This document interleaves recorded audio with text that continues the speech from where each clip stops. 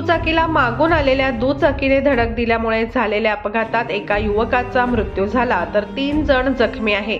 ही घटना रविवारी रात्री 7:30 वाजेच्या सुमारास अमरावती मार्गावर असलेल्या चिचबर्डी नजीकच्या रेल्वे क्रॉसिंग जवळ घडली। दुर्गादास हरिदास कांबळे वय वर्ष 30 राहणार उत्तर वाढोणा तालुका नेर असे मृताचे नाव आहे। लिफ्ट मागणे या युवकाचा जीवावर बेतले आहे। यवतमाळ येथून MH29 BB 1612 या क्रमांकाची दुचाकी नेरकडे जात होती। या दुचाकीचा चालक देवानंद दोनाडकर वय वर्ष 36 राहणार टोलीपुरा यांना दुर्गादास याने लिफ्ट मागितली।